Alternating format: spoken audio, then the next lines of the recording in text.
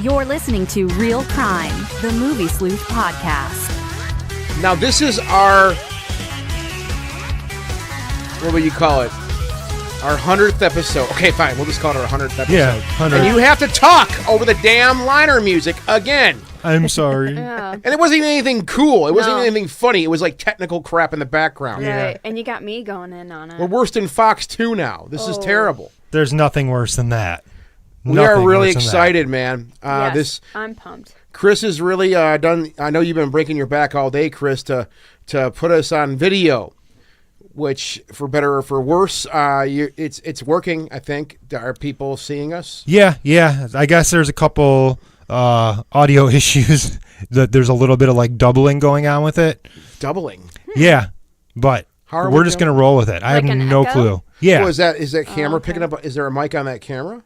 But that's off. So we're just gonna roll with it. Okay, all right. I mean, for now, it is what it is. Well, welcome to Real Crime, and this is our 100th episode. We are officially 100 years old. Hip hip, hooray! I feel Cheers. and I feel 100. I know. I feel 100. I felt 100 at 22. Yeah. A lot of fun going on tonight. We have a very interesting subject, and I guess we're going to be kind of streamlining this episode too in celebration of this episode. Honestly, I just kind of got thrown into the seat tonight, and I was told that we're not doing this, we're not doing that, we're only doing this. So, Chris, you take the lead here. I don't know what's going on. Well, I just think it's our 100th episode, so.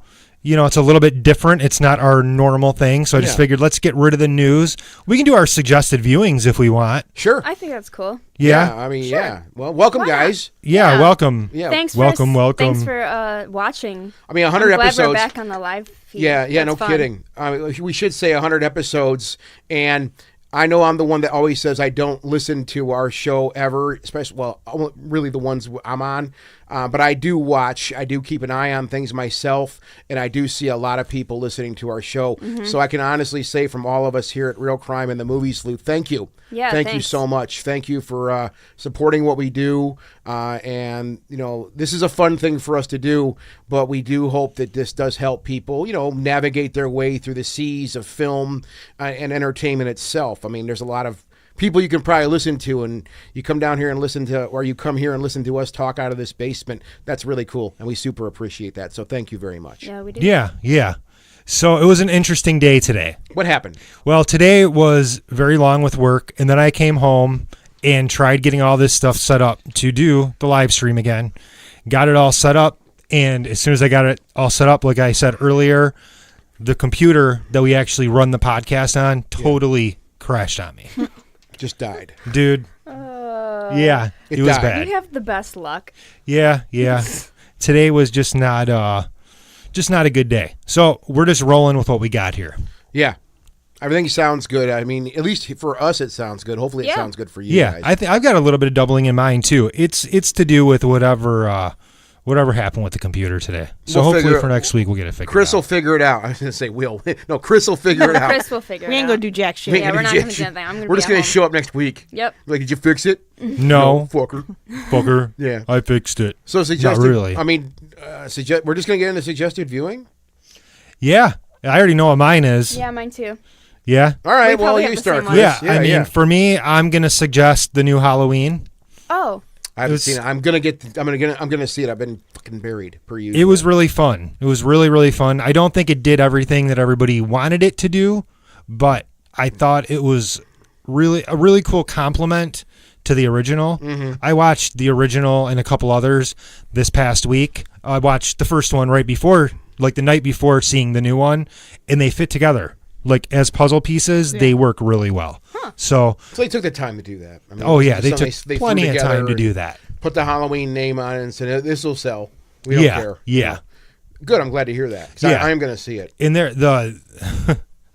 nobody else has seen it yet? No, I haven't seen it. The kills in this movie are fucking brutal, and the body count is like through the roof. Sweet. That's what I like to hear. What's that? That's what I like to hear about Halloween movies. I think Trevor counted.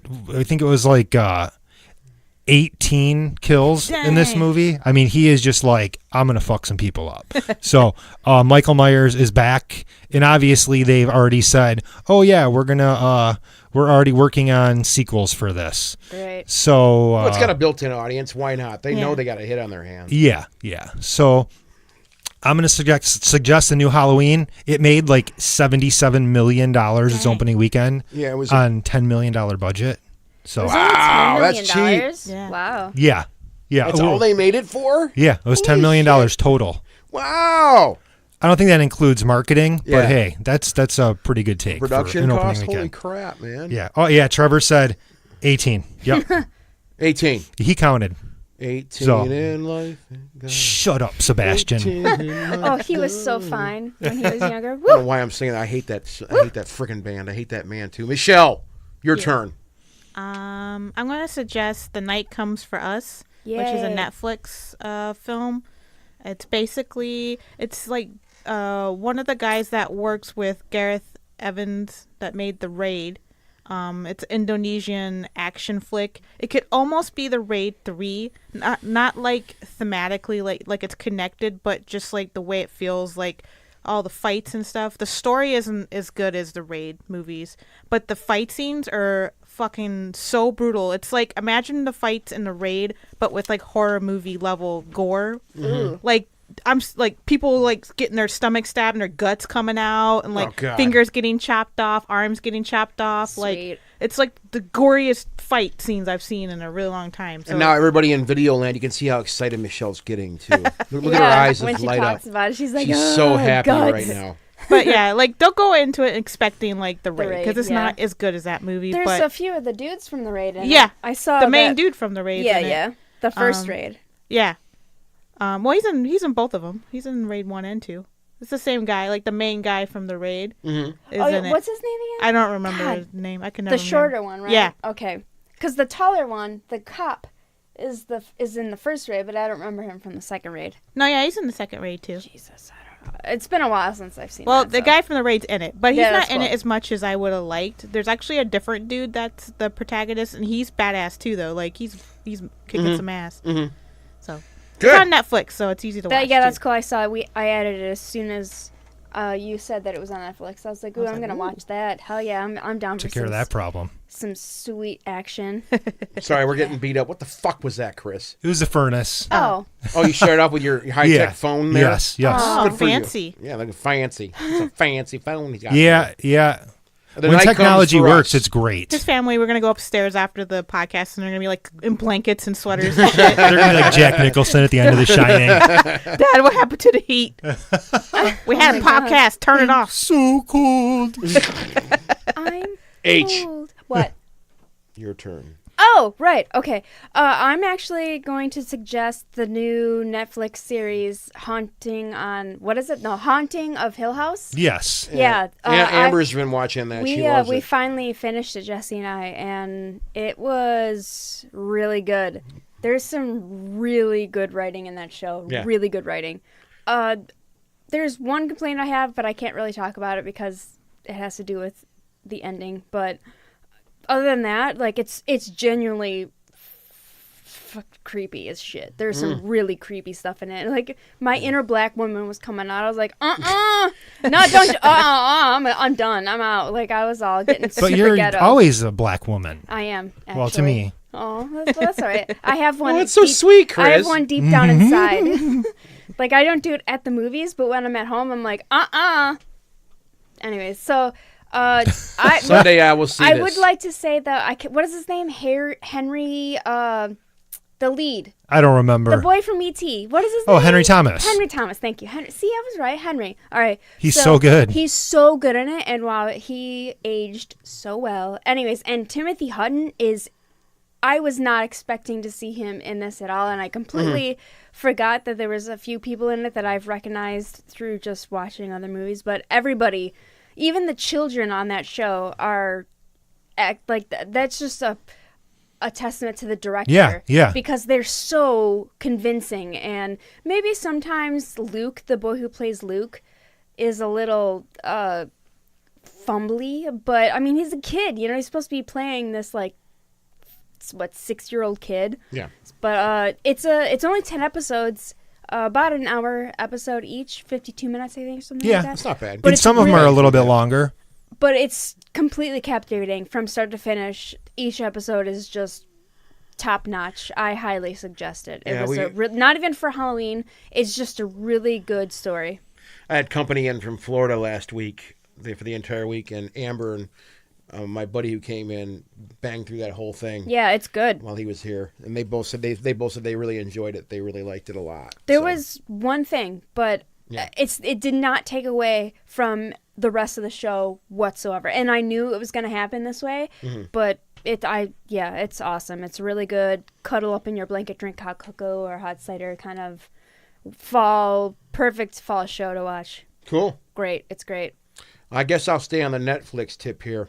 Sponsored by Netflix. Sponsored by. I got literally about an hour and a half before I headed here this evening. I finished the last episode of Making a Murderer season 2. Oh, they came out with a new season. Yeah, it came out this past weekend, I think, something like that. Yeah, it was. Yeah. It was this weekend. So I hit it on Sunday, and I banged through them over the last couple of days, and immensely interesting stuff. And it's tough. I mean, I have my opinions. We don't need to discuss them here concerning the innocence or guilt of Stephen Avery and Brendan, whatever his last name was. The boy. Yeah, the boy. They're just the boy. He's just a boy. Go here, boy. He's just a boy. So I mean, but this season goes into and of course they said it. I mean, this is the only thing I'll say. There'll be another season. Let's put it this way. Oh, it's the same story. Yeah. Wow. And it's just more shit. I mean, this literally runs up. I want to keep it as vanilla as possible here, but the filming literally. I mean, the last episode they were filming in May of this year. Oh shit! I mean, like this was stuff happening this year. Oh, so I didn't realize it was that recent. This is very, very active still. Because this murder happened in like the 90s, 2001. Didn't it? Oh, really? Well, I thought it was the late 90s. He got locked up for 18 years for one thing, for rape, and then they overturned that after 18 years. He got out, and I mean, I don't know the timeline. There's just so much to try to digest with this thing. He was out for a while, and then he got in trouble again, a murder and rape of another woman, and he's been in jail ever since then. And I do believe, 13 years. 13 years he's been in jail, or 14. So since the second accusation. Yeah, so that couldn't have been 2001. I thought it was 2005, something like that. Wow. So, and this is just going, it's just lawyering, man. The lawyers are just investigating and researching. So this is just a lot of backtracking, and I just want to leave it at that. It's if you're a true crime guy like me, and there's a reason this is so popular and why people are really into it, because it's a really interesting docu-series. So I mean, for good watching, if you're into that sort of thing, I highly recommend that. It's worth its weight. And it's only those episodes. I like long stuff, but I also am big on, I say it a lot here on the show, is stuff that isn't a big investment of time. Yeah. I like half an hour, 45-minute type thing. Sometimes there's a quick view of something that you can learn something from.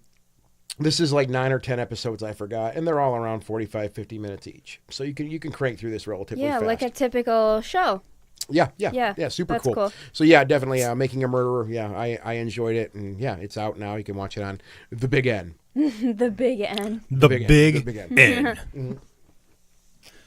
Michelle, are you sleeping? No. Oh, okay. I haven't seen Making a Murderer, so I can't add anything to it. The first season is actually it's really captivating. I'm so behind on TV shows. I've seen nothing. So. I watch shit. And this is just one of those ones that was like the hype got to me. I said, well, I better watch. The last one, the original one from 2016, 15, something like that. I was, when it came out, or at least when I watched it, I happened to be on Christmas vacation. Yeah. So I was just sitting around the house cooking stew all day long watching this crap. So it was easy to get through that. This one, I just kind of watched it in between all my activities throughout the day.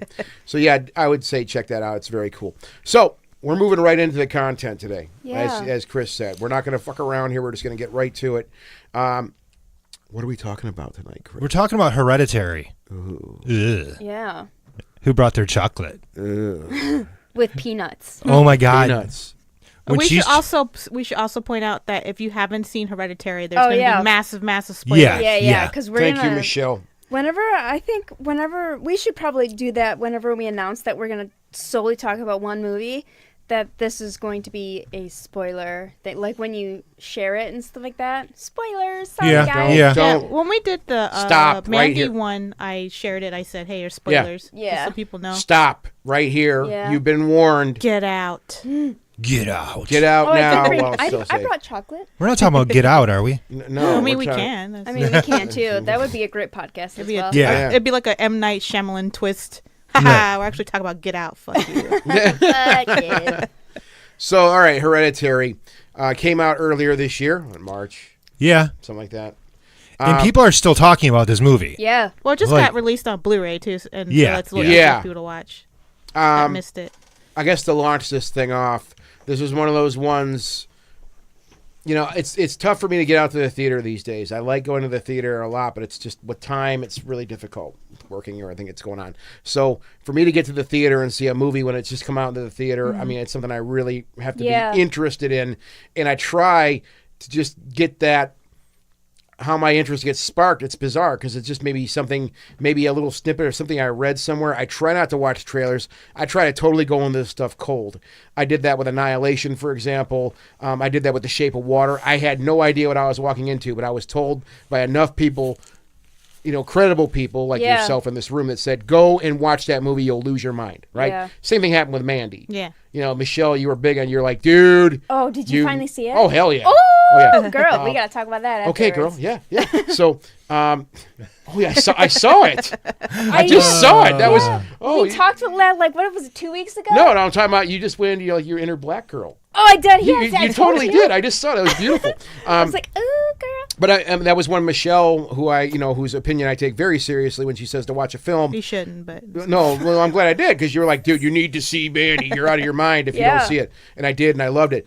I went into this movie myself with the same thing. I was just totally not front loaded by anything. I just was told by enough people, go see this flick, you'll love it. So I did, and man, fucking Amber. Even when my fiance is like, wow, that was a really good movie. She's a hard sell on anything these days, and she was even like, we left there going, holy crap. So it's a pretty powerful film. Yeah. That's a good word for it. I did have a conversation with a friend of mine over the weekend who said, you know, I thought the movie was boring as all hell. It's a slow burn. I mean, we say that a lot here, and this truly is a slow burner. There's a lot of things I think that have to happen in this film for you, you know, for the reveal, I guess. I'm sure we'll get into all this shit. Yeah. Of what's happening here. So, I mean, I guess I want to start off by saying, this is such a fucking mean thing to say, but I have to say it. Did anybody think that Millie Shapiro looked like a potato, kind of? A potato? The who? Millie Charlie. Shapiro. I think Charlie looks like a plank face every time. You know, the funny thing is, I've seen her outside of. She's beautiful. Yeah. She's a doll. Right. Well, that's the power of Hollywood, you know. I think they did some makeup work on her because her head kind of has a. They definitely. Well, she has dysplasia, so she's got a deformity. Well, didn't she have cleft lip also? No, that's dysplasia. She doesn't Oh. have the roof of her mouth, is what dysplasia is. The kid from Stranger Things has that as well. Oh, really? Yeah, Which it's kid? you like I can't remember his name. What was the what with the curly hair? Oh. Dustin. So I'm a total piece of shit now for like making no. fun of a handicap girl. No, it's you're only human. Well, No, they that's a they dick picked her move. because she's Yeah, interesting they looking. picked her because Very interesting looking. that's. I mean, that was a it's purposeful very thing. specific for her role. Yeah. But that's, I think, when you first get into this film, that little girl, Charlie, is the first thing you notice. And there's just something off. Mm-hmm. I had to be a dick and point out that. No, that's Physical- Well, I mean, it's on purpose. They Yeah, of course, purposely they did that. purposely She did looks, that. yeah, but she has a very specific look. Yeah, like- I don't know. It's just, she's a very unique looking person. I've never seen anybody who's looked like that before, right? I mean, are we do we want to just play through this thing? Like, or do Yeah. we just want to point out, I mean, I don't know how we want to do this. You know? You could just start from the beginning of the movie. There is Work so your way- much going on in this movie. 407 years ago, you see? I mean, personally, for me, the first thing that I noticed was obviously the opening shot of the movie, you can't Goes tell. into the model. It goes into the model, which turns into Peter's room. Yeah. You know, I thought that was absolutely brilliant. And then from the same thing with Annihilation, the very first 5 minutes, not even 5, 30 seconds of the movie, I was like, oh, I'm in. Well, yeah. Same thing What's with really Hereditary. interesting is they come back to the idea of having an establishing shot be a shot of a model. Yeah. And they do it continuously through the movie. Through the movie, yeah. Where it's reinforcing the idea that they don't have control over their actions, and there's other outside forces in play that are moving them around like pieces in a dollhouse. That's why that's like that. And we learn that as we go along Yeah. this journey, that these people do not control their own destiny. Right. Let's just put it that way. That opening shot was really interesting. I mean, it was captivating. It pulls you right in. Now, Gabriel Byrne, he was in The Usual Suspects, Miller's Crossing. He's a fabulous actor. I I lost have me a hat. giant crush on that man. Yeah, Oh my God. He's pretty low key in this movie too. He's for low most of key, it. but what I thought he was fucking phenomenal though. Yeah. Because this movie starts out and he's just you can tell he's a loving father. He's a doctor in this film. I mean the property they live on is just I'd die for a house like that. It looks so nice. He was at one point Annie's therapist. Oh really? Mm-hmm. Where I didn't remember that. It's in nerd alert. It's in the extras. Oh okay. I watched all of the extras. Just haven't watched the extras yet. Okay, so he was a doctor. We knew that. I thought his character, he was downplayed a bit in this film as far as his role. However, I just loved how you could tell. I guess my viewpoint on his character was he was a cool guy. He was a good father. He loved his family. He took care of business. He was a no bullshit kind of guy. Yeah. Right. I mean, just a great American father, I guess. Right. And you don't. I guess it's a matter of the cursing that he does because.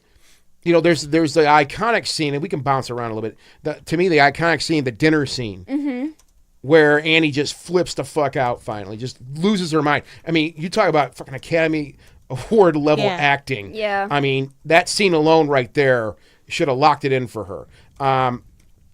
And you see, that's a scene where you see him. He's not cursing in that scene, but you see him. He's keeping his calm. Mm-hmm. Guys, we're done now. We're stopping this right now. We're putting a stop to this. We're stopping. And if you watch at the end of that scene when Annie walks out of frame, he goes back to trying to eat. Yeah, and then he can't. And he can't eat. Well, right? because he's what's the glue that's keeping the family together. He's trying to keep her. Yeah. Because Right. everybody else everything's hysterical around him, and he's the only person that's trying. He's basically the straight man, trying to live a normal life despite all the weird stuff that's going on. To the point almost where he's being myopic and not accepting that there's weird shit He's going in on, even when it's complete right in front of his denial. face. Because he's a doctor, and I mean, Yeah, he's a therapist. He's a he's a therapist, Yeah. and we see that it's very obvious through the scene that he is looking at Annie, going, "Okay, she's going to need help." Because he's a Yeah. skeptic too. Yeah, he's a total skeptic. Yeah. Yeah. But I love the way his character kind of plays out. Because towards the middle of the film, he, shut the fuck. Yeah, he starts to coming unravel, into it. but he's still in control. Again, jumping to the attic scene when she's like, go up there, just go up there. You have to go up there and look. You have to see. And it's actually I kind of giggled the second time I watched it last night. She's in the fireplace room. He goes up the attic and you hear him go, "Ah!" He kind of freaks out. What the fuck is that? Yeah. So, I mean, to me, maybe it's just because I saw it that way. There was just a hair of comical. How would you say it? Oh, I a think little bit, there's- a hair of levity. Like, what the? It's a serious film. Yeah. Yeah, but it's definitely there's dark comedy in there for sure. Yeah. Oh, yeah. For Totally. sure. But I just loved Gabriel Byrne in this movie. I thought. To me, everybody in this movie was phenomenal. But for some reason, I was really drawn to his character because, I think it was that he was the glue trying to keep this family together. From having a mental breakdown. Doing everything he can to take care of his children and his wife. And he's coming apart just like his wife is too. But I think it's kind of interesting that, he is trying. He's basically ignoring things, though. Like, and I think that's a really good metaphor for when people have mental illness, and then other people try to ignore it, or they themselves try to ignore it, even though there's like things happening that need addressing. Yeah. And the entire film is about things that are going unsaid that need to be said. Right. Like why they have that big blow up at the dinner table is Yeah. because, Charlie unexpectedly dies, and they like literally don't address it really as a family. Like they just never sit down and say, she's fucking dead, let's talk about this. Like it's kind of shoved under the rug to maintain this false feeling of being normal when it's not.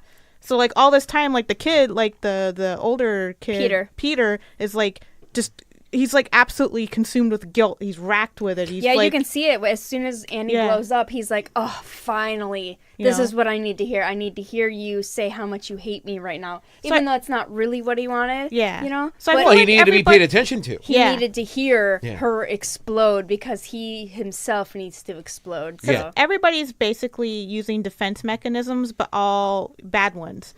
Right. Like his wife's hysterical and is just like reacting to everything, like just with complete, just too much emotion. And then he's like ignoring everything, and the son's keeping stuff inside. So like everybody is like using these bad defense mechanisms to react to like this problem.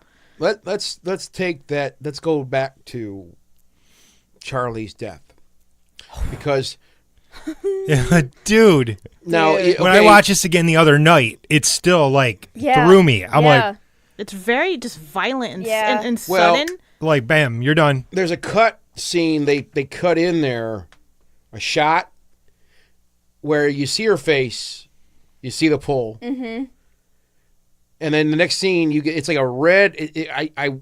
I picked it out last night. I wanted to sit down again tonight and watch this movie. I just ran out of time. Yeah. Because they actually show the separation. Oh yeah, they do, man. Yeah. It's like a puff of red. Yeah, it's not, but it's not like in grisly detail. It's No. enough to fuck you up. Yeah. But it's not, It's also her hood. Her hood comes over. Now, I mean, a lot of people, So I guess this is fucked up. considered a horror film. I mean, and this movie does definitely have horror elements. I mean, this is, to me, very much a suspense, supernatural drama more than anything, with horror elements. I mean, everything mixes. It's all fluid. Going back to that scene, though, the way that played out, and the first time seeing this, you see Peter sitting there. The car stops. He knows exactly what's happened. Yeah. He sits there and he says it twice. Okay. Yeah. He's in shock. Yeah, he's in total shock. To the point where he drives home and just goes to bed. And I didn't pick this out when I saw it in the theater. When he walks in the house, you hear Annie say, "Oh, good, they're home now." Mm-hmm. And he says, "Oh, good." And that makes that even more, and that's why they cut to the next scene of him just laying in bed. He hasn't slept a wink. Nope. Could you? Being in that kind of shock, I try to put myself in that place. Like, being in that kind of shock, I don't think I would make a decision like that. I would be immediately on the phone going, this That sucks. entire sequence is just so well done between when she gets It hurts. her head cut off, and then after that happens, it's like there's no like music, no nothing. It's just quiet. It's just everything and he comes home and he's laying in bed, and everybody. I remember we saw it at a press screening, and I remember it was like fucking dead silent. Like everybody was like, Jesus Christ, there's like no score there at all. Yeah, there's nothing. All you hear are like crickets and like the gravel with the tires and the car pulling That's up. one of my favorite scenes of the entire movie, just because of how straight Peter or that actor's, I can't remember his name now. Peter. Well, the character. Well, he Peter. said, like, I read something with him this last week where he said he thinks he has PTSD from that filming this scene? movie. Oh yeah, probably. Really? Yeah. He also said he never introduced himself as his real name. He was Peter on the entire set until they wrapped the movie. And so then, he was method acting? Yeah, I was so gonna then say he's he was, method acting. and the director was like, all right, everybody has to rap for his name. And I can't remember, what's his name? I can't remember. I feel so bad. Somebody I look just it up. You watched got this all He's this in like computer that shit in front of you. Jumanji movie too, isn't he? Wasn't he in that new Jumanji movie with oh, The yeah, Rock? he was in Jumanji. Like in the beginning. And he's also in I could see him doing that. Patriots Day. He plays one of the bombers. He's really fucking good in that movie too. So, yeah, I mean, laying in bed like that, we see that shot. It's still dead quiet. And you hear that whole thing play out. You hear, okay, I'm going to go Alex out. Wolf. There we go. I knew that. I'm going to go out and get something. I forgot what exactly they. I'm going to go out and get something. I'll be back in 20. Yeah. You know, okay, be careful, baby. Love you. Blah, blah, blah. You know, and it's like, oh, here it comes. Here it Here it comes. comes. Yeah, you're sitting there, you see, like, she's gonna find a body. Here it comes. Could you only imagine being And a then parent? that whole entire sequence of her just wailing. Well, she wails through, like, the through funeral. 3 scenes. Yeah, it's so awesome. What Yeah. a Well, a lot of other fucking cultures, man. when they have funerals and stuff, they wail and they rip their clothes and all Oh that yeah, stuff. and the So Korean funerals. yeah, That sounds kind of hot. No, I just meant it's like not. the choice of direction there. From scene to scene, she does. It's like it's like a one entire sequence of her just crying her eyes out. Yeah. Her crying doesn't like There's elevate three- or escalate or Yeah. it's the same throughout the whole thing, and it's just different establishing There's shots. three. There's you hear the wailing when she first discovers the body. You see her wailing Yeah, in her bedroom. in the cemetery, Yeah. or maybe I'm off on the sequence, and then you see her wailing in the bedroom, It goes outside, bedroom, and then the funeral. And then the funeral. Okay, where her husband? How can I forget his name? Stephen. Stephen. Where Hi, he. Steve. Where he's trying to console her, and then the camera cuts into the hallway. Right. And with- he's with poor Peter Peter. standing there. Peter's like, oh shit. Yeah. Oh god. You know, though, when I was watching this again the other day, I'm like watching these people. I'm like, they really don't even look like a family. No, they they really don't. They don't. They all look like so different from each other. But that's But my that goes sister and I don't look alike. I don't think that much. You guys look similar You enough, guys though. look. You guys yeah, look but like you know, siblings. but I was feeling like they were just kind of like just mixed family and. I don't Yeah. know. But those are her children. But it bugs people though online. I hear that negative all the time. People are like, they don't even look like they're related.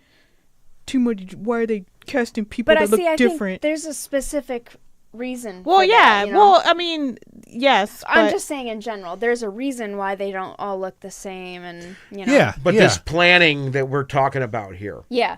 Yeah. because nothing in this movie happened on accident. No. And it's interesting because there's like a lot of recurring themes. Like the first one we're even discussing, decapitation, as a theme That's a that big keeps theme, coming huge up. theme. Yeah. Because she gets her head decapitated. In the beginning in the film, that pigeon bird. hits the window and she's Pigeon, cutting the heads she off. cuts And then it you off. realize they explain it thematically, like why the head needs to be removed from the body. But, it's like... it's a reoccurring thing. And the other thing I noticed when I watched it again was, when they do that quick smash cut to her decapitated head the next day, and it's covered in Fuck! Yeah. Well, when it's covered in ants, Yeah. and he has that dream later, and his head's covered in ants. It's like Yeah. a kind of an echo, like of Yep. of like Yeah. that earlier. Well, like the echo we're having in the live stream right now. So if you're Well- like, there's like reverb. I don't know why. It's weird. But Well, just pretend it's synthwave. I know. yeah. Get with it. It's Get with it, folks. 2018. God, you don't like reverb? go to the Period show. I don't want to go to the dance show. Stop It sounds singing. So So there are the ants. Okay, so there's a lot of recurring themes in the movie. That's what makes this movie so cool. I was writing notes down and stuff like that. In particular, the symbol that we see through the film, right? Yeah. Which is the sigil of we hear it at the end. Payman. yeah, Payman. Payman. Hail Payman, right? It's a sigil of Payman, one of the 8 kings of hell. This is all explained at the end. So Yeah. we see this if you watch when they're driving to the party. Peter and Charlie are driving to the party. They go right by that same pole, and that was another thing I picked out in the second viewing of the movie. Right, we see it around grandmother's neck. Yep. Annie Annie's wears wearing the it. same Wears it necklace. also. Right. Obviously, we see it up in the attic too. I didn't notice any of that stuff until I watched it a second time. Yes. And I also didn't notice that all the cult members are in the background of scenes. Yes. Just standing there all Yes. fucking creepy. Dude, Yeah. they're there. They're all at the funeral. All of Yeah. the people that are at her grandmother's funeral are at the end of the movie. Well, and This is one of the few movies where it really benefits from a second viewing. Like, Yeah. I would say all movies, if you really want to understand them, obviously you should watch them more than once. But this movie, like, literally does not even reveal itself entirely, I don't think, until you watch it a second time. no, you really it takes another viewing. I agree 100%. There's a smash cut of the house. It's like it goes from daytime to nighttime, and as soon as you see that, you're not even looking at anything else. But every single person, there's people standing Yeah. outside. The naked people are standing outside. I was like, last night I was like, oh my god. What's Smash? It's right before Peter wakes up. Okay. After he smashes his face at school. Oh, okay, yeah. It goes yeah. from light to dark like that. Yeah. And it does like a Well, okay. Here, I'm going to throw this one at you guys. I don't know if you guys noticed this one. I picked this one up when I watched it last night. There's a scene, this is early in the film, where Peter is in his bedroom and he's got his water bong.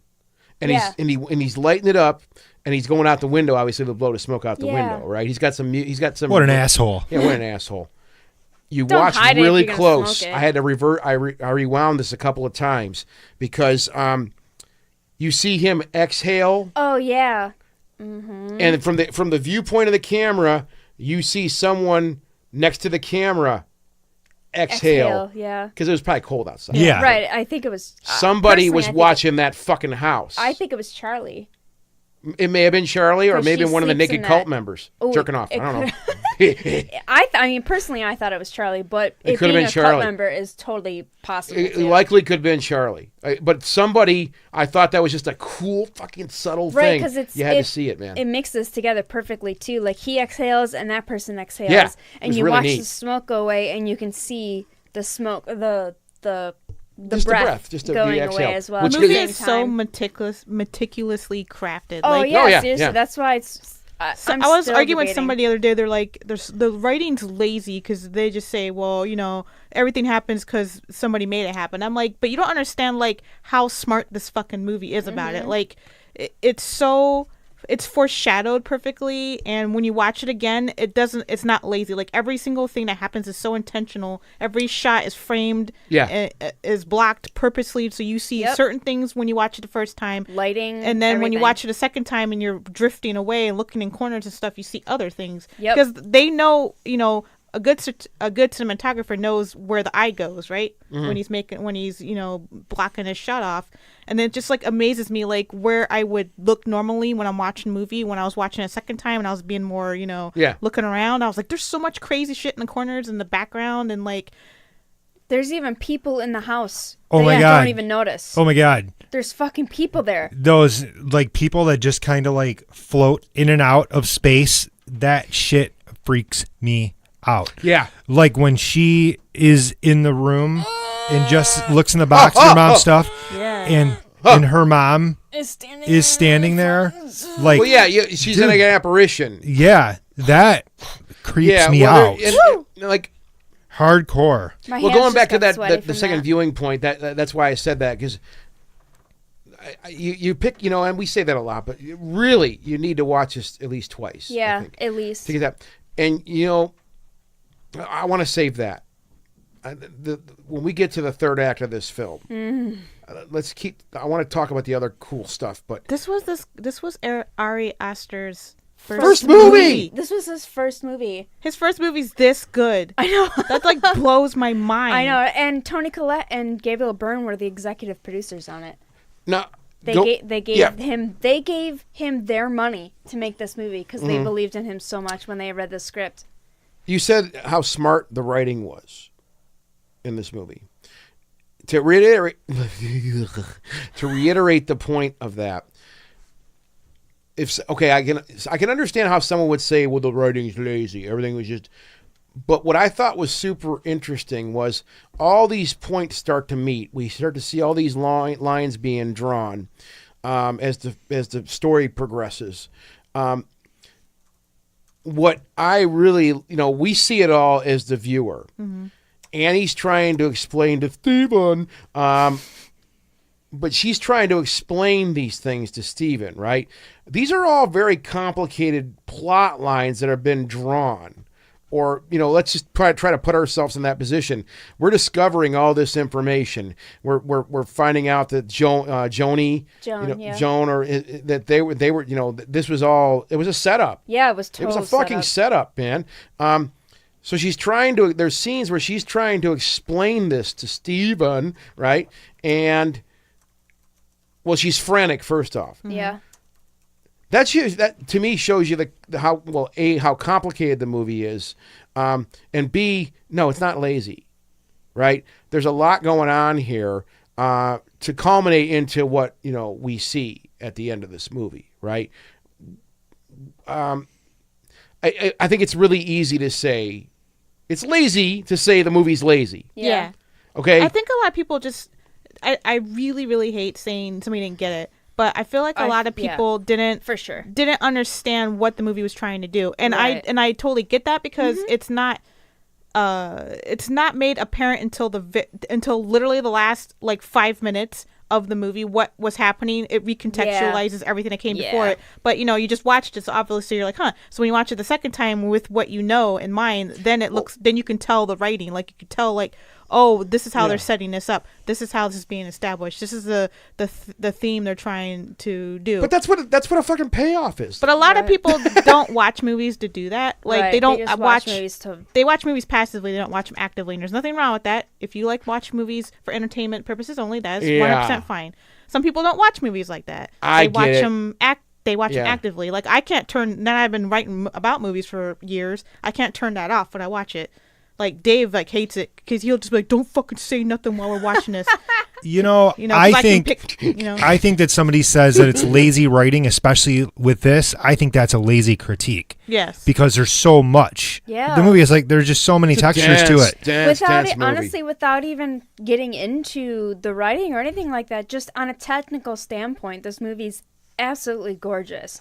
And like you were saying, the movie is meticulous. There is a reason for everything in this movie. Every single thing. Every person, where they're sitting, standing, what they say, everything. I did like I referred it to Blue Velvet from the cemetery when they do pull the shot back, which I thought was really cool. They pull the camera. The camera is already back. It was just sitting stationary, and it's Annie wailing. Yeah. And they just go down, into the ground. I thought that was so neat. And then into the ceiling of the house, and the next shot is in the home. Yeah. So there's just so much happening here. It's impossible to try to go point by point here and plot point by plot point here. Yeah.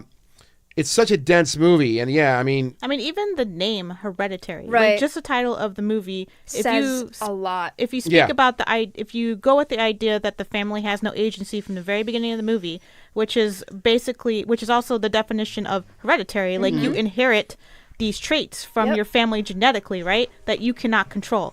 And one of these things that you inherit is mental illness, right. Which actually is has a physical manifestation in this film. It's not just actually is represented by Pyman, right? Pyman is represents that kind of thing. And I think it's both, honestly. I think there's two different versions of the same movie. I don't know. This movie totally threw me through. Watching it the third time around, I was like, wait a minute now. I kind of felt like that watching it a second time. I was like, oh. Yeah. I didn't realize all this stuff. It's where the witch for me was more of on the mental, of dramatization of mental illness. I feel like Hereditary is both versions of that. I could be totally wrong about the witch too, but I personally felt that there was the actual DNA and the biological aspect of it all, and then I also thought that there are some crazy fucking people out there who believe in stuff like this and who take this very seriously. And this has been, and technically, Hereditary, it was Annie's mother who started this. She was Queen Lee, because she gave birth to Pyman, is what they were saying, you know? So, it's all... Well, that's kind of the point of the movie, I think, is trying to say is that in a normal, real life, it wouldn't be a demon. It would just be insanity. Yeah, somebody's for sure. crazy. But in this movie, it actually was both. something going on. Yeah. Well, you see the. I mean, you can let's just call them ghosts. Mm-hmm. We see them.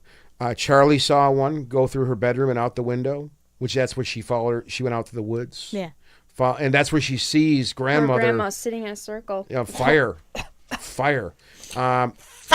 We see the ghosts. Tippy for my bungholio. You have tippy? We Do see have the TP? go. We see the No, do ghost. have We TP? see Pyman enter Peter's body. Yes. Pyman. I read up on this today a little bit while I was, just studying and trying to understand all this. You and your studying. We hear it at the end. I guess we can. We're getting out there now. We can probably get into the third act. Pyman inhabited Charlie's body initially, but Pyman, according to scripture, prefers to inhabit a male body. Mm-hmm. Prefers, So, yeah. so the idea was, we fucked up. We need to find a way to move Pyman from. And that's why Charlie was saying in the movie, Yeah, Grandma wanted a wanted me to- boy. Yeah. Grandma wanted me to be a Grandma boy. wanted me to be a boy. Yeah. Exactly. This is explained again at the, as you said, like the last 5 minutes of the film. Yep. Yeah. It is all laid right out. But getting to the third act, we actually see Peter start to transform. See, that's where I'm a little confused though, because we see the spirit of Pyman enter Peter's body after he jumps out of the attic window, and he I guess to his death. He lands in the garden face first and dies. There's the scene at school earlier that day, and where he actually is possessed, so to say. He looks in I think it's a possession that's taking a while. I think when Pyman has to inhabit a body, obviously it's overriding the person that's in there. And I would also say that's another kind of metaphor for insanity. It feels like there's two people inside of you, right? Like there's this normal person you want to be, and then there's whatever your brain chemistry is doing that makes you abnormal. And I think that it's just a slower. It takes him a while to get into the body, and maybe he can't be in there all the way while he's alive. Yeah. Maybe he can't completely. he looks in the take it mirror over. and sees himself Which is smiling. why Yeah. Joan shouts from across the street, I expel you. I expel you. I expel Yes. you, Peter. And then she tells Peter to get out because she's wanting Pyman. Yeah. Yeah. Okay. All right. Yeah. I think But also, Pyman can't take him it's- over completely at once. Yeah. It's because if you read in the beginning when Annie goes into the room and is looking through her mom's stuff and she sees The letter. the letter, right? Yeah, the letter. The book is called Notes of Spiritualism, or no, I'm sorry. Yes. There's something on spiritualism. I know what you're talking about. She opens it. Well, she opens that and then she reads the letter and it says the sacrifices. Our sacrifices. Our sacrifices pale next to the rewards, which is probably what it should be the other way around, right? Well, Technically no, speaking because technically grandmother, she put her time in, sacrificed herself. Obviously, Annie sacrificed herself in spades. That's what she was referring. Then on Charlie. She didn't voluntarily sacrifice herself, but she was a sacrifice. She was a sacrifice because this was all planned. Yeah, well, I was Charlie's saying was just a temporary holding Yeah, Right. spot for Pyman, she was right? she was a part of the machine, though. They Yeah. don't She was part of show it. the book that she's reading, the title of the book that she's reading later. It just has the symbol of Pyman Yeah. on it. And when she opens it, there's a highlighted section. Yep. And then there's another paragraph, and it describes what Pyman has to do in order to get to his official host. Yeah, and it said in there it prefers a male body. Right, it prefers the male body, but it also explains what's going on with Annie, because it says I was saying this yesterday because I saw it and I was able to pause it and I finally got to read it, but it said that the sex doesn't matter, but if it happens to be a woman, the woman will become livid and insane. Basically, is what happens. Okay. So They that's also what, tricked her into summoning Pyman into the house. Oh yeah, that's totally what happened with the seance. yeah. Yeah. Like Well, they, that was all manipulation. Like they made her when she thought she was contacting Charlie, she's obviously contacting Pyman. Well, she was contacting Charlie as well, though, Well, because yeah. Charlie is Pyman. Right, but you guys see how complicated this shit is? Yeah. I'm actually just enjoying listening to you guys because I thoroughly like doing the more in-depth podcast on a single movie. Personally, I know we can't too. always do that, but it's fun. Here's the deal. This movie royally messed me up. I was in a limbo for days. And you were pretty fucked up before you watched it. So. If you see, there is that as well. I was going to the scene in school the other day with Peter. Yeah. When he starts to do the clicking. Hi, Steve. He starts to do the clicking in school. Mm-hmm. And then he does this move where he kind of puts his arm up. Oh yeah, he starts. That's Charlie. That's Charlie. It's Charlie because his face starts to get. He starts to have a stroke or whatever. Well, yeah, but and that's it looks also like Charlie. That's also the. Maybe that's what Pyman does to his human host. Though. No, that's I what think so. That's the stance that Pyman makes. Yeah, that's with in the scripture. hand. Yeah. With the hand. And also, supposedly in the myth of Pyman, when he appears, there is a tinkling of bells. And then they were saying maybe that's what the clicking noise is. It's the noise when Pyman's And every time present. Charlie's theme was a little jingle. Actually, now that I think about it, Oh, really? every time Charlie's on the scene or on screen, there's like the light airiness of bells and stuff. Let's get to the third act. That's cool. We got to talk shit about hits the the third. fan. Now, seeing this in the theater, full Yeah. on, for me, this was just, and I want to know how you guys felt about it. You hear the term surreal a lot from people. Oh, it was fucking surreal. It was otherworldly. Oh my God, it was so wild. This movie, to me, truly defines surreal. When I say that the last act of this film felt surreal, I truly mean that from my core. I actually felt myself, sitting in the theater, just how the goddamn house was lit. Just how dark it was. Dark, yeah. but you could still see. It truly took me somewhere else. That was just me. I don't know about you you guys. notice When we on watched it, your- nobody made a sound while we were watching that movie. It was like dead fucking silent. Like when we were in the theater. Oh, Yeah. yeah. Nobody made no noise. Yeah, no because me and nothing. you saw this together, right? Yeah. Nobody was eating no popcorn, no nothing. Like it was like just people were just like, holy shit. Did you notice that your rental was extremely bright? A little brighter. It looks totally different on 4K. It was a little brighter, I think. It was I got a little I got the brighter. Blu-ray. It was a lot I've got the brighter. 4K. Yeah, It is But- a little brighter. It's completely different. It looks totally different. But the reason I say that is when I watched it last night, it still felt the same. Oh, Even yeah. on my, my 50, whatever, I'm not like I have my 55-inch TV that I have, it still felt, I was still yanked in the way I was in the theater. Now, of course, a theater is a whole different experience. But now that scene, this whole thing plays out, right? We can talk about the more extreme elements, Stephen burning, Poor guy. There's another we see, and that's sacrifice. when Annie is possessed. We see her just become possessed in that scene. Peter, that's when the shit really hits the fan to me, is when Peter wakes up Yeah. and starts walking around the house. And that's, I mean, I can't remember the soundtrack to that, but it was barely anything. It had to have been just some bed of, anybody remember what the hell was being? I think honestly, if remember there all was this. any sound, if there was any music, think there's at any all, I don't sounds. think there was any music. No, I think it was just ambient noise. Just Peter- the sound of the house and stuff. Peter walks up through the house. Down To- the stairs into the living room. Yeah. Now I Well, got down to see his father's burnt corpse. Well, you didn't even. You totally skipped over. You totally skipped over the most important. Well, go. It's all getting foggy in here. Go ahead. Peter wakes up, and you don't see anything until the light outside goes on, and then you see Annie in the fucking corner in his bedroom, up on the ceiling, holding herself up. And just as he's Whoa. Yeah. She was in the bedroom? Yeah. oh Yeah. girl, Oh yeah.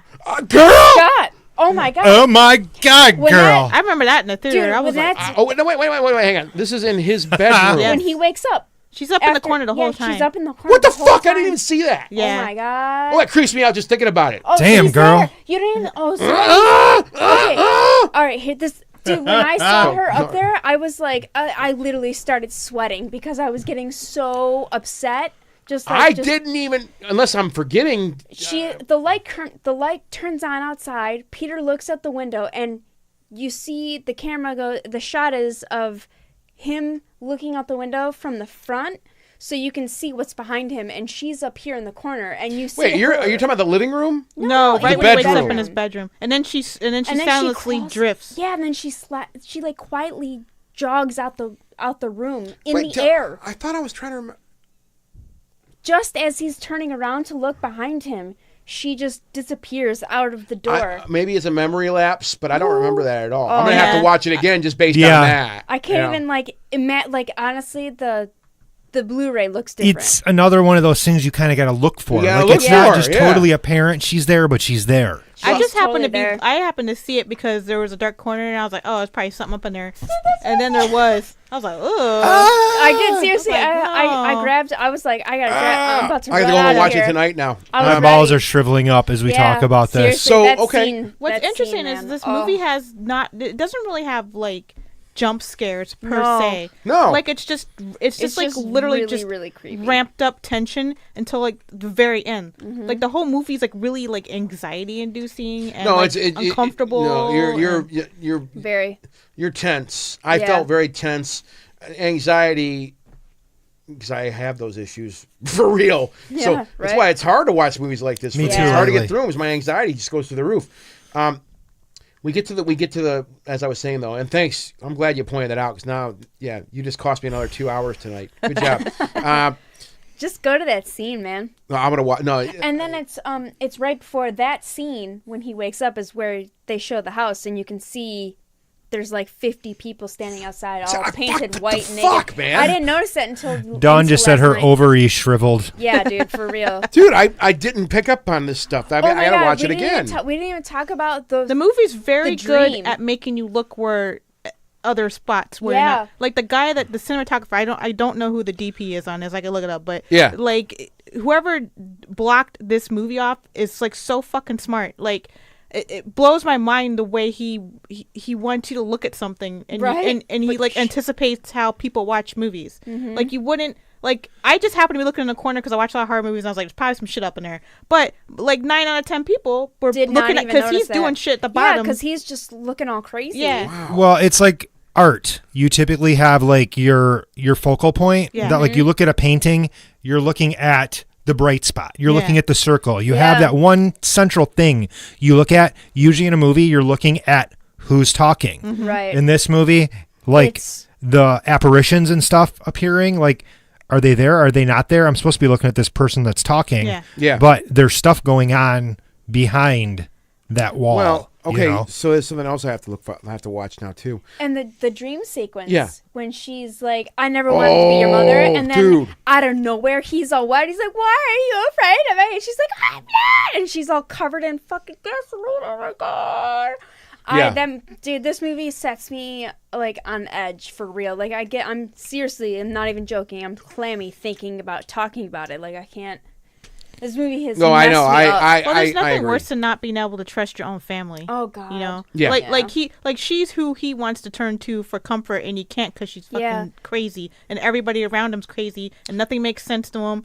I mean, like, there's like this really interesting part where he smokes weed and he has a panic attack, and that's like a really Oh, yeah, his realistic chest got depiction of tight. one too. Yeah. Yeah, they're right. Like they did a really good job of depicting that, and it's just like you really feel for Peter, and he's like so, like the part that really gets me is when they're having a seance and he like literally starts crying like a Oh, little yeah, kid. yeah. 'Cause Well, he's he so was crying like because that. he's so scared. Yeah, he was so scared to scared. death. That His and- father was trying to. Yeah, he's Steven's trying to hold him and calm him down. It's okay. Yeah, End that's this like now. Stop realistically this. how people Yeah. are. They regress and shit when you're like really scared. You like you ever hear about they do it in war movies where they're like people are dying, they're asking for their mommy and stuff. Yeah. Like people Right. regress when you're scared or dying or something. I think that's super traumatic. Well, like that. Peter's character, going along this line, especially the seance where he really just wells up. But there is that scene you were talking about, the dreams in the bedroom where where he's getting pulled through the back of the bed, Yeah. and he wakes up. and his, what are you doing, Peter? And she's like, what are you, Mom, you were trying to pull off my head. I mean, it's another one of those where I was kind of like, just a little bit. I couldn't, Mom, you're trying to pull off my head. But he was crying like a little baby. Yeah, well, Yeah. he was also her first child, and she knew what was going to happen if she had a son. Yeah. And she tried to stop it, so that he's probably got some issues, like development issues, then the dream, she said, clearly, like, I did everything they said not to do. Yeah. And you didn't die. I think that, it was a dream, but I think that's true. Oh, it's totally true. Because she knew, and that's why her family and her were estranged. Yeah. And, yeah. she was, I'm sure she was deathly afraid of having children because of the DID and, everything that is hereditary. Yeah. Well, the entire movie, her job is, she's an artist that works in miniature. Yeah. Mm-hmm. Which is an interesting kind of like thematically, because the entire film she's trying to have control over the situation, and the only way that she has any control is when she's working with the miniature. Painting, and the whole family is represented in miniature as well. And you always see the fucking accident scene. Yeah. That's that because I think it's an interesting way of what's the word, distancing yourself from the situation by making it small, and now she's big and now she controls it, and it's a way for her to be objectively looking at it, like the entire time she's kind of cutting herself off emotionally from what's going on and regressing and hiding with her miniatures, and then Steve comes in all pissed at her and is like, what the fuck, man, why are you with these miniatures? You need to be with us. You're not with us, you're with these fake fake us. The accident scene I said in particular, that's another thing why I love the performance. Is because he walks in there and she's got this whole thing laid out, the little head and everything. And he's like, and literally he just looks at her and Jesus Christ, Annie. Yeah. Like, he's trying to keep his wits about him, but he just kind of goes outside of that zone. Because I would respond, Jesus Christ, what are you doing? Right. She's like, what? It's perfectly normal. It's I'm just trying to get a perspective. Right. It's just a neutral. She said it. She did say. Oh, I forgot what she said. She said it's a neutral version. It's a neutral version. Is that what she said? The accident, yeah. But no, the third neutral viewpoint. Oh, there you go. Thank you. Viewpoint. So the third act, though, we were talking about. When Peter looks down on his father's burnt corpse, and that shot was so frigging awesome because he's walking up, like, you're in the perspective of this burnt corpse now, looking up. Yeah. With your burned eyes, I don't know. And he just walks up, and you already see Annie in the ceiling, corner, in the corner. You could not miss that. Oh, that's for sure. And you talk about anxiety shooting through the roof. I remember in the theater seeing that with Amber. I literally, Amber's hands here, and I'm like, and she's like, get your fucking hand off me. I'm like, relax. I was that I was freaked seriously out, doing that right? the whole time too. I was like, Now, what made this thing so surreal to me, though, and I mean that word so directly in this thing, is he turns and there is. And now I'm understanding this. I knew the cult was there, right? Yeah. But there's just this naked dude standing in the doorway. I was like, ugh. And he's smiling. And I'm it's like, the dude at the funeral who smiles at Charlie. Now, okay, so that's the same dude. It's the same dude. Now, okay, let's step back because I want to step back to the funeral for a couple seconds. There was, that's one of the things that said. This is like, I know we're jumping way back here at the beginning, but that's all right. One of the things it said is. By Annie, when she gives her speech, is exactly that. She says, I see a lot of unfamiliar faces here. Mm-hmm. And literally the majority of the speech we see her say, delivering, is how private her mother was, her private rituals, her private everything. And it just kind of goes back to, what we're saying. I noticed those little cues. People were coming by. Somebody rubbed oil on her mouth. Mm-hmm. We see that one guy right there going. Yeah, all creepily. I think that's actually. I can't remember where I read it, but it was something for her soul to either pass on or to stay there until the ritual was complete. I think that's what that was. I can't remember where probably in the extras because I'm a nerd alert. So I didn't write down. The actual, we see different names, terms, words through the movie on the walls. I believe that's for Those were Invoking the spells. spirit. Yeah, they're they were invoking spells. the spirit. I forgot that Satiny was one of them, I think, or something like that. Could be Yeah, wrong. Satiny, Liftoch, something. Yeah. And there was like a Zaba. Like in Latin or something? Can you translate them? Or I are they have just no made up idea. words? No, I don't think they're. They were spells basically. They're from the Paimon book of Hail whatever. Paimon. Yeah, Hail Paimon. Paimon. Yeah. Damn. It Hail makes you Paimon. like really sad. Like it's really tragic when you, especially Peter, like he gets put through the ringer. He didn't ask for this. I mean, and he felt all that guilt from her death, and it wasn't even his fault. Nope. No. Like it was orchestrated. So like Yeah. he was tearing himself up all over all this stuff that wasn't even his fault. Yeah. But And he all of couldn't that control stuff- anything that was going on, and everything just is out of his control, and it's Yeah. just it's a tragedy. It's a tragedy. It is pretty fucking sad. The whole total movie tragedy. is a It's tragedy. a tragedy. But it all goes back to the letter that Annie's mother wrote. Sacrifice. That our sacrifices pale, or no, our sacrifices pale in next to the rewards. Yeah. So I mean, we play through this third act though. We see the naked dude, which to me it just that fucked me up. That just Yeah, it was that really shot of this naked dude standing there smiling. Yeah. And I'm not Yeah. being funny. I mean, I was watching that again last night. I'm like, oh. And he's just like looking, going, "What the fuck, man? What's Yeah, going?" like what the fuck is and then, this? Annie reveals herself. Starts chasing him through the house. He ends up going up into the attic. Yeah. Which that's man. Fuck that shot. Oh, the banging. Oh, dude, The banging. that's so awesome because in the trailer they show that in the trailer, and you think that she's just losing her mind or something, and she really does, but you have no idea that she's upside down on the ceiling. Smashing Yes. her head Yeah. into the goddamn. Oh my god. Yeah. So that cool. shot alone right there was worth it all, man. I was Yeah. like, oh, dude. And then she just, that's where things that got a little weird. That did get weird because next thing you know, he's up there going, okay. There's a fucking corpse. No, there wasn't. The corpse It wasn't there. It was a wasn't picture there. of him with his eyes It was a gouged picture. out. Thank you. Yes. Thank you. But then there was people also upstairs. Yeah, and there's his mom.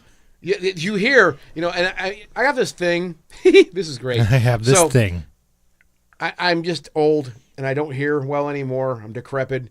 So I prefer to watch films with subtitles, like all the subtitles now. Because there's words I don't understand. And I always Damn, you old. I am old. Amber hates it, but I do like to watch movies with subtitles. I watched The Witch with subtitles Well, yeah, because That they makes sense, because they though. had old English. yeah. So, I just there's just certain words like I think some performances they're delivered. Sometimes Yeah. words come out weird, and I don't understand everything. So I like that. So when I was watching this scene, it's subtitle for the hearing impaired Oh, yeah. basically. So it gives you all the descriptions too. Right. So the thing pops up, and I forgot all about this stuff as I hadn't seen the movie in a while. The thing comes up and it says, like gory sloshing or something, and I'm like, fuck. And then the camera cuts up to Annie, to Annie. decapitating herself. Yeah. Yeah. Another And I'm like, oh, that makes decapitation. sense. Yeah, What's that? and It's another decapitation. Yeah, well, there you go. What yeah. is she using? Like piano wire? Yeah, It's some piano kind of wire. Yeah. You know what? I was cool. just thinking, Charlie in the beginning of the film, she spent a lot of her time cutting heads off of things and then reattaching them to different things. Uh-huh. Yeah. So, like, it was kind of like, Paimon, Paimon. like putting Yeah. himself into different bodies. Like, she was really obsessed with reconstructing things that don't go together. Yeah. Yeah. I don't know. Well, she was interesting. Paimon. Yeah. She was So- timing. Or She payment. was ju- Payment. It's Paimon, payment. sorry. It's payment. She was just waiting, Paimon was just waiting for his turn. That's basically So- what it was. This whole thing culminates now. I mean, he shits his pants out when he sees that. And I don't know anybody in this room who probably wouldn't have ran out that window either. No, I would have. I would have been freaking out too. Yeah. He was just just straight up come like, out. fuck it. I'm Yep. out. Yeah. Peace. And I'm we done see- with all this. Bye, But then mommy. we see the spirit of Paimon finally enter him once and for all, I guess. That's Well, it was Charlie.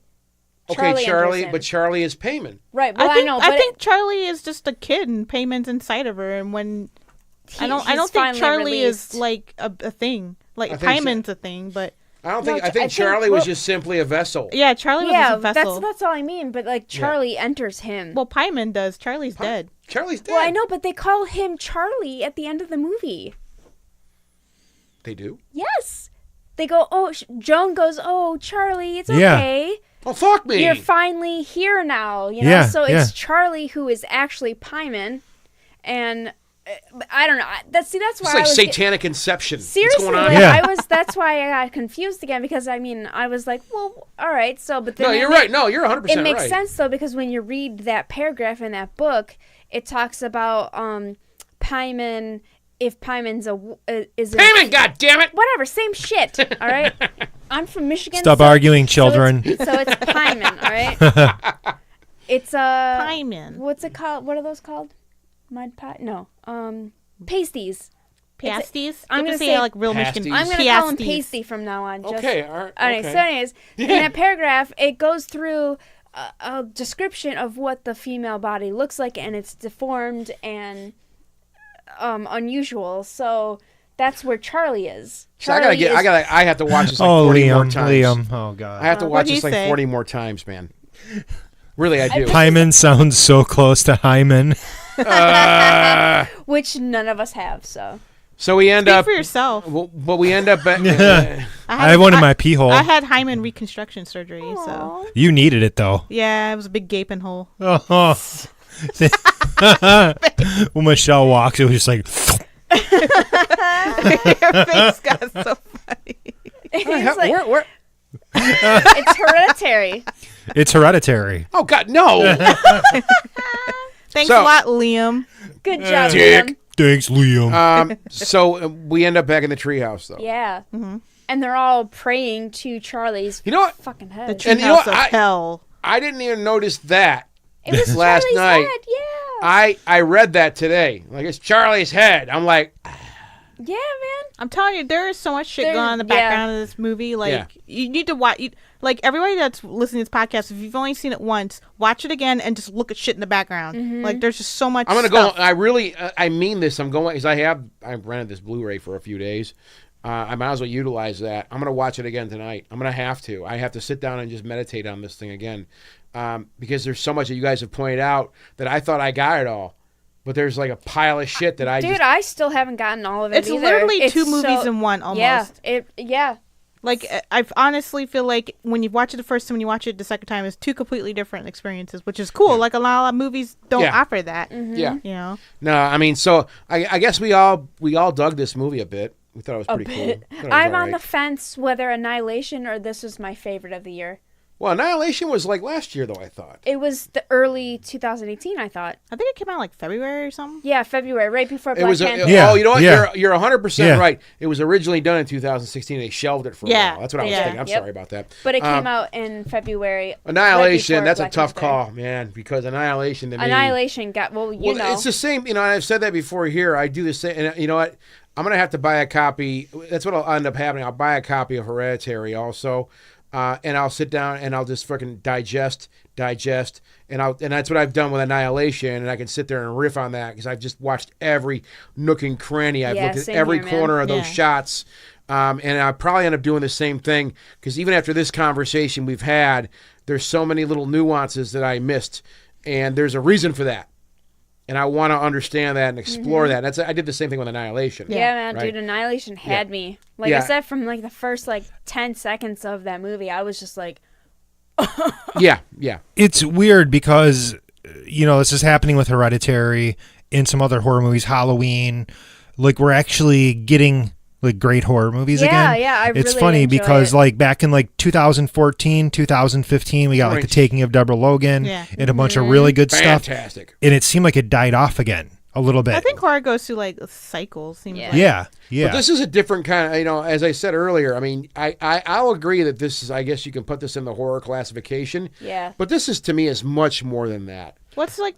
I call it the A24 horror. Yeah. Yes. That's yes. awesome. I know A24 Good job, doesn't Michelle. make That's these great. movies. They just, they just give money to they they release them. I'm sorry, they're the releasing studio for the movies. They Yeah. don't make them, so it's not like A24 is like this entity. Like they make movies, they just release them.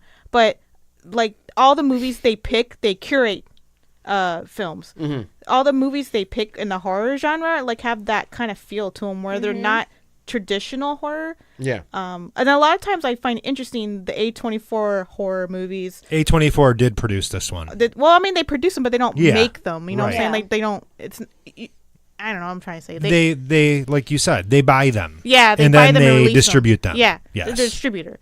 But the ones they pick, they're all interesting takes on horror. Like It Follows, right? That was A24. What's that? It Follows. It Follows. I believe so. I'm pretty sure that was love It A24. Follows. Then you have It Comes at Night. Yeah, I was gonna say It Comes at Night was really interesting. You know, It was. I never It saw was that. very, The very Witch. interesting. That was A24. Yeah, The too, Witch right? is A24 as well. So Well, like they have these are eclectic films. Yeah, they are. Very they all- eclectic. They're just all very different Unique. takes on horror. Yeah. You know, and I find in a lot of horror community to be kind of narrow-minded in what they classify horror as. Like it Yeah. has to be this really specific like way to make a movie, and it has to be like a slasher or anything. Where like these kind of movies, they take influences from a lot of non-horror films and incorporate them into the horror template, I guess you could Well, say. they're so realistic. Yeah. You know, like what is more scary that like in Scream 3, Sydney asks the detective on the case. She goes, "Hey, Detective Kincaid, what's your favorite scary movie?" And he goes, "My Life." Like that is literally what you should probably answer, because what is Well- more scary than Well, because a life real is life horrifying, Well, and we watch exactly. horror movies as a form of escapism. Yeah. Right. And that's why I really like these textured horror films like Right. Hereditary. Dawn just mentioned Under the Skin. Yeah, Kind of that's fit- another one. Fuck. They're I very still haven't seen that. I could talk about that movie for we could do like a 6-hour Yeah. like Yeah. multi-chapter podcast on that movie. But Well, I mean, Ari what? Aster did that Criterion thing where they go into the Criterion and they pick their favorite movies from that they made, and he picked a lot of art house films, a lot of Polanski, which you can definitely feel that makes a Polanski lot of sense. especially Rosemary's Baby, which is another movie where everything's being orchestrated behind the scenes Yeah. and the protagonist doesn't know, and she thinks she, and then She you find out thinks at the end she's straight that up losing her shit. yeah, she thinks she's losing her mind when in actuality shit is really happening. Yeah. It's Yeah. not her just imagining things. And then you could feel that influence, in this film. It's like, Oh, yeah, for a lot sure. of different genres. I was saying that mixed this in. is like the new generation's Rosemary's Yeah. Baby. It's not like the same context really, Yeah. Bernie, but it has the look and the feel, like you were saying. the you know? methodical Yeah. kind of setup. Well, and not to get too philosophical, but really, when these ideas we're talking about, what is horror? Mm-hmm. And I guess if there's anything I'm taking away from Hereditary is that question, like, what really is horror? Yeah. Right? It's and very there's several easy. versions of it in this movie. Yeah, oh yeah. There's It's really quite easy a to few define different horror, like versions. Michelle said. Slasher, blood, Well, gore, it and could guts, be all like this shit. psychological horror. Well, that's what I'm saying. There's all Yeah. kinds. I This mean- movie's got a big ribbon on it that says horror. Yeah, I think people have locked themselves into this idea of what a horror film is. Lots of blood, monsters, all kinds Yeah. of shit. And this movie, to me, Hereditary, takes this to a whole new level. Annihilation, we were mentioning that too. They're considering that as, a horror type film. Yeah. And that there are, I think, pound for pound, Annihilation probably has a bit more horror elements than Hereditary does. Yeah, then Annihilation. Given the story, Yeah, right? yeah, surely. But to me, that's another one of those game changers too. That's why I love that movie so much, because there's just something else going on there. It's a more eclectic type film. It's a thinking person's film. Well, There's- apparently the director Aster didn't want to make a horror movie at first, Yeah. and they said it would be you'd be able to get money easier if you made a horror movie. So he took like the way he makes movies and Yeah. like fit it into the horror genre. So like he took all like this art house, sensibility and Yeah. then made a horror movie with it. And I think people don't. I think that sometimes it puts people off, I guess, when a movie doesn't reveal all its parts to you immediately when you watch it the first time.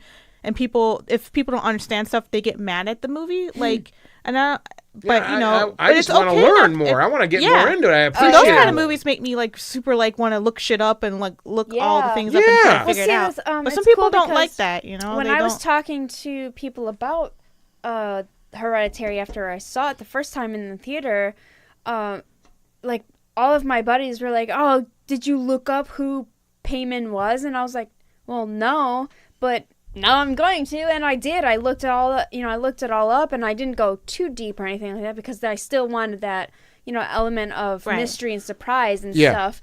But the like you're director of the movie obviously looked it up. So it's Oh, not, yeah, of I don't know course. why somebody would feel like Yeah. it's bad to have to look things up after the movie. Like, oh my God, somebody's maybe it's making because references. they feel stupid or something. Well, Like, you know, I really, don't know. really good People are really art makes you insecure want to in general, explore so more, though. I whatever. thought. I mean, example. I mean, growing up listening to the music I listened to, a lot of the better words that I think I say now in my vocabulary were because I heard a Slayer record or something. You know, honestly, Yeah. Because I'd read the lyric sheet and go, "What the fuck does Therion mean?" Yeah. Well, that's You know, the great thing I'm about gonna look that up. That's cool. You about know? films or just art in general is all the arts are connected in some way. So if you're a music fan, oftentimes you'll end up reading books and learning about other things that aren't about music because Yeah. you know, music people They that write found- songs right, they wrote a read song books. about They're Yeah. researching, right? Right. Right. But Hereditary made me want to look up Payman. What Yeah, the hell's same who's here. this Payman guy? Right. So I think great art will push you if you want to play the game. Yeah. You have to want Right. to play the game. If you Right. just want, Of and there's course. nothing wrong with being a viewer or someone who just wants to. Okay, so there's some crazy asshole around a house stabbing people. Okay, Sure. well, that's and we're gonna get to a point where someone's gonna outsmart him and he's gonna fall off a ledge somewhere, and that's the movie. Fine, that's great. But if you really want to play, sometimes you're going to be challenged and you're going to have to do more than that. Mm-hmm. And, again, I mean, if it's not your thing, don't do it. Yeah. That's perfectly fine. But I like to go and spend time researching after, what the hell is that supposed to mean? You know? Right, You know? right. I'm not that smart. I want to learn. Yeah, You know, for I want to sure. understand. Well, that's this, how those anybody movies. learns anything is like Right. you get exposed to something you haven't heard of before and you go look it up. Yeah, you got no And we damn have excuse these- nowadays. Yeah. Yeah. No, I was You gonna have no say, we have excuse. these amazing things. Yeah. These little You have no rectangular excuse today. things. Yeah, I remember back in the day when you had to go to the fucking library. Yeah, you had to go to the fucking library. get an encyclopedia and look that shit up. Yeah, So I mean, but that's just a matter of I think what people Preference. want out of it, Yeah. out of their entertainment. Some people just do want to be entertained. They want an element of escapism, and they don't want to have to work. Entertained? Yeah. There you go. So, so this movie rules. Yeah, this movie is. It seriously. Go on all like, night I about can't. how awesome it is. I can't. I'm almost speechless as to how much I absolutely just adore this movie and the impact it had on me. Yeah. I'm not sure why. I still don't even know. That's what's so like, because I don't know what it is about Hereditary that has made me watch it 3 times. Well, it's captivating. Well, I think there's a just few things captivating. going on with this movie. Number one, we're all very passionate about movies. We all see a lot of movies. We all like a variance in movies, and I think this movie kind of Throws it all together. it took a lot of the different things that we all Yeah. love and put it into one thing. Yeah. Correct. One little pumpkin pie. Yeah. No, it's yeah. it's Yeah. it was truly captivating. Oh, it really is. Especially the third act to me. I felt like I mean that I felt like I was somewhere else. Oh, yeah, It took for me sure. somewhere else. And And, that's hard to do. And that's also another passion of yours. The whole spirit world and everything like that. So like. Yeah, it's oh just yeah. it's just This a is an different- interesting film just based on the, the nerd stuff It's like totally that. a different Totally. section of it, but yeah, I think that might also be why I was extremely taken by it as fantastic, well. yeah. Fantastic because from story. a supernatural aspect, this movie is just man. What I loved about it though, the supernatural aspect you just referred to, is that even that was played a different way. Right, exactly.